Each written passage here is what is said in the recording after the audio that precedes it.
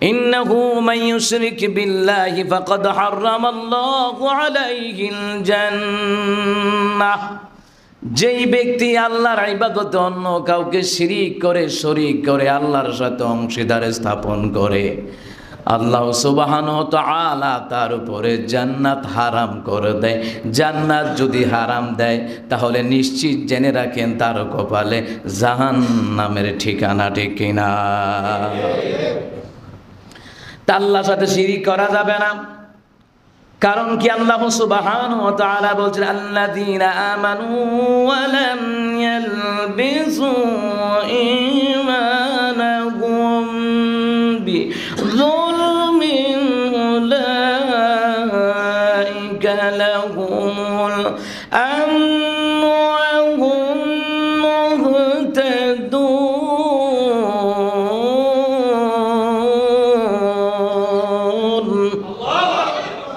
আল্লাহ তাআলা বলেন, যারা ঈমান এনেছে তাদেরকে ঈমান জুলুমের দ্বারা, শিরিক করার দ্বারা তার ঈমানে জুলুম করে নাই।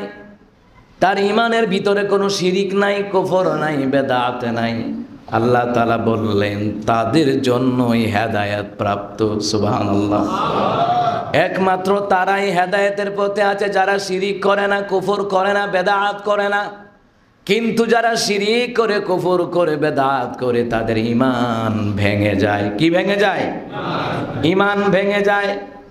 এরপরে দ্বিতীয় নাম্বার হলো, ও মুসলমান, যেই ব্যক্তি আল্লাহ এবং বান্দার মাঝে কাউকে তৈরি করে তাদেরকে ডাকে, তাদের নিকট শাফায়াত কামনা করে, তার ঈমান ভেঙে যায়। সে মনে করলো আমরা পীরের কাছে মুরিদ হয়েছি, পীর আমাকে শাফায়াত করবে। আমরা যেই নেতার অনুসারী হয়েছি মনে করবে ওই নেতা আমাকে সুপারিশ করবে। এরকম মাধ্যম অনেকে মনে করে না। যেমন কালকে রাতে প্রোগ্রাম থেকে আসার পথে শাহালি মাজারে দেখলাম বেটা বেটি অভাব নাই, ওখানে আসছে। কেন আসছে? বাবার দরবার আসছি, বাবার কাছে চাইলে বাবা দিবে, এবং বাবার কাছে আসছি বাবা হাসরের ময়দানে আমাদেরকে তরায় নেবে না। হাসরের ময়দানে আল্লাহ তাআলা একমাত্র রসুলকে সুপারিশের পারমিশন দিবেন, অন্য কেউ সুপারিশ করার, শাফায়াত করার কোনো পারমিশন পাবে? আল্লাহ যাদেরকে ইচ্ছে করেন শাফায়াতের ব্যবস্থা করে দিবেন। এখন যারা ভণ্ডামি করে তাদেরকে কি আল্লাহ তাআলা শাফায়াতের পারমিশন দিবেন? না, দিবেন না। তা আল্লাহ যাদেরকে পারমিশন দিবেন, তো আল্লাহ তাআলা একমাত্র তার রাসূল সাল্লাল্লাহু আলাইহি সাল্লামকে শাফায়াতের পারমিশন দিবেন, তখন নবী সুপারিশ করবেন। এরপরে যে বস্তা বাইন্দা সুপারিশ করবে তা না। রহমতুন নবী যে বস্তা বাইন্দা সুপারিশ করবে তা না। আপনি গেছেন, আপনি অমুক দলের তমুক দলের, না। রাসূল সাল্লাল্লাহু আলাইহি সাল্লাম দেখবে তার কপালে নূর আছে কিনা।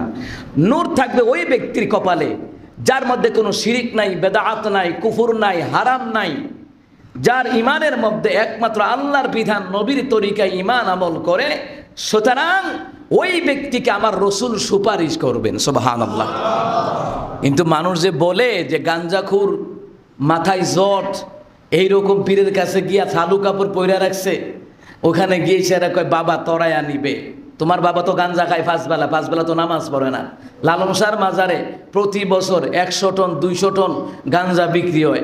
তো গাঞ্জা বিক্রি হয়ে সেখানে এরাও গিয়া কয় লালন শাহ তরায় নিব। আসলে হাসরের ময়দানে কেউ তরায় নিতে পারবে না। তরায় ওয়ালা মুহাম্মদ সাল্লাল্লাহু আলাইহি ওয়াসাল্লাম, সবাই কেউ তরায় নিবে না। যারা দুনিয়াতে শিরিক কুফর বেদাত করেছে, যাদের ঈমান ভেঙে গিয়েছিল যে আকীদার কারণে, আল্লাহ রাসূল তো তাদেরকে সুপারিশ করবেন না। রাসূল তো বলেছেন সুকাল লিমান গায়্যারা বাদি, যা দূর হয়ে যা, তুই আমার উম্মত না। তুই দুনিয়াতে ভণ্ডামি করেছো, বেদাতি করেছো, শিরিক করেছো, কুফর করেছো। রাসূল তো সুপারিশ করবেন না। একমাত্র শিরিক কুফর বেদাত মুক্ত যারা আমল করে, আল্লাহ সুবহানাহু ওয়া তাআলার পয়গম্বর তাকে সুপারিশ করে সাথে করে জান্নাতে নিয়ে ঢুকবে। শুনুন, নাম দিলে সুন্নি হয় না, সুন্নি নাম দিলে সুন্নি হয় না, মিলাদ কিয়াম করলেই সুন্নি হয় না, আর হাসিন নাজের নূরমাদি মানলেই সুন্নি হয় না। সুন্নি হয় আল্লাহর বিধান যে মানে, সে যেই হোক, নবীর তরিকায় যে চলে সেই যেই হোক, সে হবে সুন্নি। কথা কি বুঝেন নাই? শুধু সুন্নি সুন্নি বললে সুন্নি হয় না। এরা বেদাতি কাম বেশি করে। আপনি গিয়ে দেখেন এরা বেদাতি কাম বেশি করে। এখানে যারা আছেন, অসংখ্য মুসল্লি যারা আছেন, যাদের ইমানের মধ্যে শিরিক নাই, কুফর নাই, বেদাত নাই, হারাম নাই, দুর্নীতি নাই, চাঁদাবাজি নাই, টেন্ডারবাজি নাই, মানুষ খুন করে নাই, সুতরাং আল্লাহর বিধান নবীর তরিকায় চলেছে, সে হলো আহলে সুন্নাত ওয়াল জামাতের অন্তর্ভুক্ত। হতে পারে সে জামাতের, হতে পারে সে আওয়ামী লীগের, হতে পারে বিএনপির, হতে পারে হেফাজতের, হতে পারে জমিয়তে ইসলাম, ইসলামী আন্দোলন, খেলাফতের মসজিদ, যেই দলের হতে পারে। যদি সে আল্লাহর কোরআন নবীর তরিকা মাইন্না চলে, তাহলে সে আহলে সুন্নাত ওয়াল জামাত। এটা মনে রাখবেন। সম্মানিত মুহতারাম হাজিরিন, তাহলে আল্লাহ এবং বান্দার মাঝে যদি মনে করে আমি বান্দার কাছে সাহায্য চাইব, বান্দা আমাকে সন্তান দিবে, আপনারই বলেন সন্তান দেওয়ার ক্ষমতা কার? সন্তান দেওয়ার যদি ক্ষমতা আল্লাহ তাআলা হয়, তাহলে দুনিয়ার যাদের কাছে সন্তান চাইতে যায়, ভাগ্য পরিবর্তনের কাছে যায়, এই নিয়ত যাদের আছে তার ঈমান ভেঙে যায়। কি হয়ে যায়? ঈমান ভেঙে যায়। 3 নাম্বার, যদি কোনো মুসলিম ব্যক্তি মুশরিকদেরকে কাফের মনে না করে, যদি আপনি মনে করেন কাফের হয়েছে, কি হয়েছে, কথা তো ভালোই, আপনার ঈমান চলে যাবে। কোনো কাফের, হিন্দু, খ্রিস্টান, বৌদ্ধ যদি কারো কথাই যদি আপনি বলেন না যেমনই হোক, কিন্তু কথাটি ভালোই, কথাটি খারাপ না, ভালোই, তার কথার মধ্যে যুক্তি আছে, আপনার ঈমান চলে যাবে সাথে সাথে। সুতরাং যেই কথাগুলি আপনাকে বিশ্বাস করতে হবে, মানতে হবে, এটা হলো আল্লাহর কোরআনের কথা, রাসূলুল্লাহর হাদিসের কথা ছাড়া অন্য কারো কথা আপনি পছন্দ করতে পারবেন না। যদি কোনো মুসলমান ব্যক্তি মুশরিকদেরকে কাফের মনে না করে, কুফুরির ব্যাপারে সন্দেহ পোষণ করে, ওরা যেটা করে খারাপ কি, ওরা পূজা করে খারাপ কি, নাউজুবিল্লাহ, আপনি মুসলমান, আপনি এটা বলতে পারেন না। কাফেরদের কর্মকাণ্ড যাদের কাছে পছন্দ লাগে, তার ঈমান চলে যায়। 3 নাম্বার, তাহলে ঈমান ভঙ্গের কারণ 10টা, 10টার মধ্যে গেল কয়টা? 3টা। 4 নাম্বার, কোন মুসলমান যদি নবী আলাইহিস সালামের দেখানো পথ ব্যতীত অন্য কোন নেতার মাধ্যমে জান্নাতে যাওয়ার পথ খুঁজে, তার ঈমান চলে যায়। কারণ তার কথা হইছে, তার নবীর কথা মজা লাগে না, রহমত নবীর কথা তার কাছে ভাল লাগে না, আল্লাহর কথা ভাল লাগে না, নেতার কথা ভাল লাগে, নেতারা কইলে গায়ে লাগে, কিন্তু আল্লাহ রাসূলের গালি দেয় তার গায়ে লাগে না, এমন মুনাফিক আছে না নাই?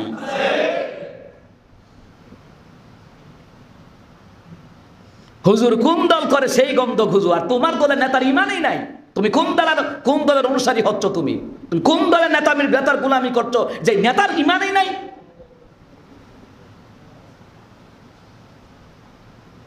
তাহলে নবী আলাইহিস সালামের পদ্ধতি, আল্লাহ এবং তার রাসূল সাল্লাল্লাহু আলাইহি সাল্লামের বিধান অনুযায়ী, আল্লাহর কোরআন নবীর তরিকায় দেশ পরিচালনা করা, রাষ্ট্র পরিচালনা করা, সমাজ পরিচালনা করা ফরজ করে দিয়েছেন কে? আল্লাহ। এখন এই কথা বললে আপনি দলীয় গন্ধ খুঁজবেন, এই কথা কি আমার বানানো না আল্লাহর কথা? কার? ওয়া মান লাম ইয়াহকুম বিমা আনজালাল্লাহু ফাউলাইকা হুমুল কাফিরুন। মানুষ বানাইছে কে? আল্লাহ। আমাদেরকে বানাইছে কে?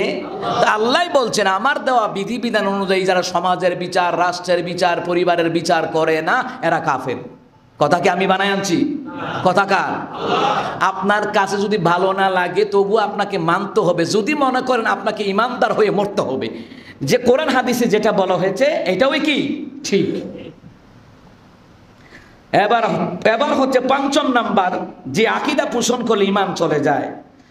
যদি কোনো মুসলমান আল্লাহ নবী সাল্লাল্লাহু আলাইহি সাল্লামের আনিত বিধানের কোনো অংশকে অপছন্দ করে, রাসূল বলেছেন চুরি করে হাত কেটে দাও, এটা আল্লাহর কথা, রাসূল সাল্লাল্লাহু আলাইহি সাল্লামের কথা। যদি কেউ মনে করে না এটা আমি মানতে পারলাম না, এত চুরের যদি হাত কেটে